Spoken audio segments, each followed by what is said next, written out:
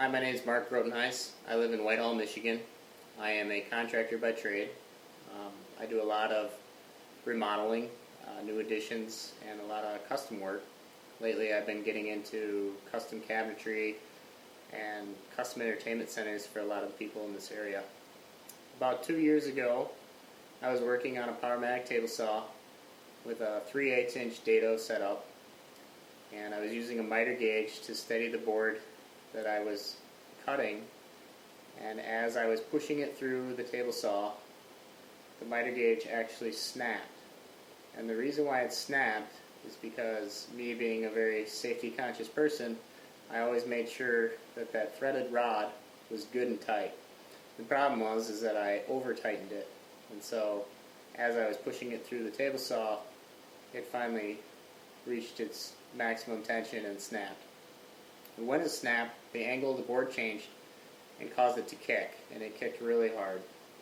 And the whole thing threw the board back at me and slammed me in the chest. And when that happened, my hand got sucked into the blade, and it got into my middle finger and a little bit of my index finger here. And the result was that I ended up losing the tip of this finger, and I got some pretty bad scarring on my index finger. I was actually very lucky at the time of this accident because I was wearing my wedding ring at the time, and obviously that wasn't a very smart decision to be wearing a wedding ring.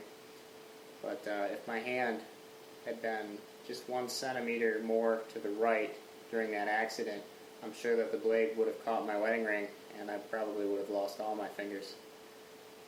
The accident itself was very painful. I was off of work for probably 3 to 4 weeks. Even to this day, I like to play softball, and every time I catch a ball in my glove, it's still pretty intense pain every time. I had to relearn how to do a lot of simple tasks like tying my shoes or even shuffling a deck of cards. But I think the most painful thing for me was really the embarrassment of my accident. I kind of had a reputation in my community as a quality woodworker, and to have people come up to me and ask me about my accident, and family and friends inquiring about it and having to explain the accident over and over was just really embarrassing to me, and it took me a long time to come to terms with that. And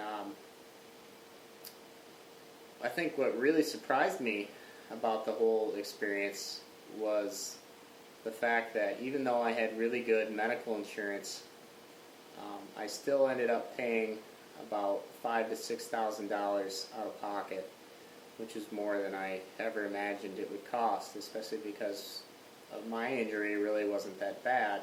I mean, I just lost the tip, and I had a few stitches in my index finger, and the fact that it could cost so much was just astounding to me. I ended up making the switch to SawStop after the accident. I had sort of considered SawStop in the past when I bought my first table saw, but I really considered it at that time as kind of a novelty item, or something that people who weren't familiar with woodworking should buy as kind of a safety insurance factor for them.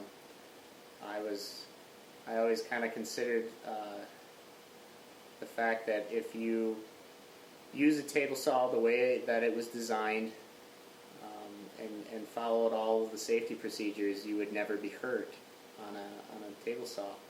And I was really naive about that. Currently, I love my SawStop. It's definitely a better quality saw than the one I had. It cuts great, and it also adds that extra insurance factor that this will never happen again. And I really like that fact. And if I were to do it all over again, I would definitely go with the SawStop first instead of, in my case, Powermatic.